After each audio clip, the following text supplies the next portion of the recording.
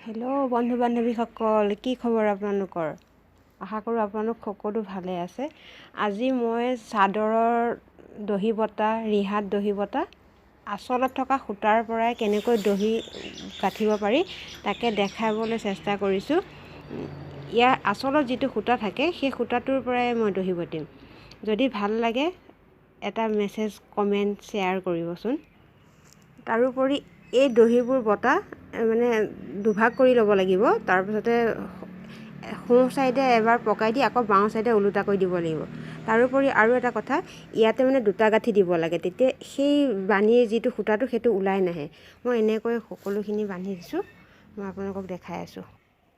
এই সূতাটো বহুত মিহি হয় আৰু ইয়াত এনেকৈ দহি বটা ইয়াত বান্ধিবলৈ বহুত অসুবিধা হয়। গতিকে মই সহজতে কৰিব পৰা এটা কাম লৈছোঁ। এই বেজীটো দেখিছেনে? এই বেজীটো হৈছে বস্তা চিলোৱা বেজী। এইটোৱে মই ব্যৱহাৰ কৰিছোঁ। ইয়াত সূতাখিনি সুমুৱাই লৈছোঁ আৰু সযতনে সেই বান্ধিবলৈ সুবিধা হয়। দেখিছেনে? এই গাঁঠি ওপৰৰ গাঁঠিটোৰ পৰা এইটো এনেকৈ পাৰ কৰি দিওঁ।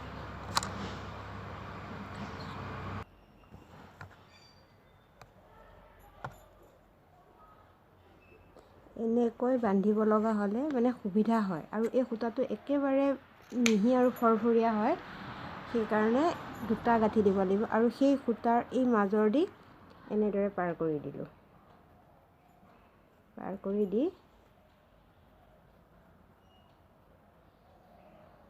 দুইটা মূৰ ধৰি ল'লোঁ। এটা গাঁঠি ইয়াক গুৰিত দিছোঁ আৰু এটা সেই থোপাটোৰ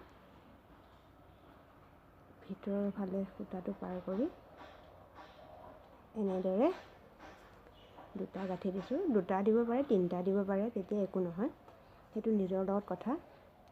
আৰু এইটো খুব জোৰেৰে টানিব লাগে, নহ'লে ঢিলা হ'লে ওলাই যোৱাৰ সুবিধা থাকে। সেইকাৰণে সেইটো কৰিব নালাগে। এনেদৰে পকাই পকাই দুটা তিনিটা গাঁঠি দিব লাগে। তাৰপাছতে সেই সোঁ মাজৰ দি এইটো পাৰ কৰি দিব লাগে। এনেই জেনেৰেলি মূৰ চিলাই দহি বটা আৰু এই আঁচলৰ সূতাৰে দহি বটা অলপ হাৰ্ড হয়।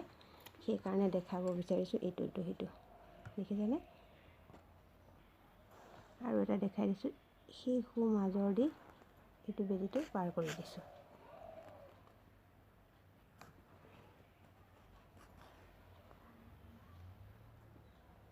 এটা হিচাপত ৰাখি দুইটা মুখ সামৰি লৈ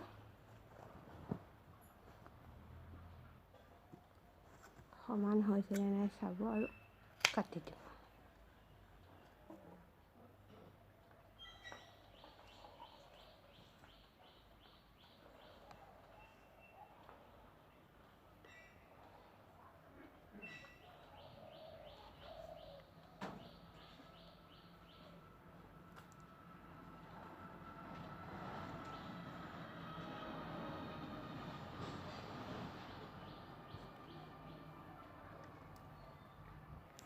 এতিয়া সম্পূৰ্ণ মোৰ বন্ধা হৈ গৈছে। লেগটো উঠি চাওক কেনেকুৱা হৈছে জনাবচোন। আৰু আগতো এখনত বান্ধা হৈ আছে, বহুত কৰিছোঁ কিন্তু আৰম্ভ কৰিছোঁ সেইকাৰণে আপোনালোক দেখাবলৈ চেষ্টা কৰিছোঁ। এখন টৰ্চ ৰিহা হয়। Bye bye.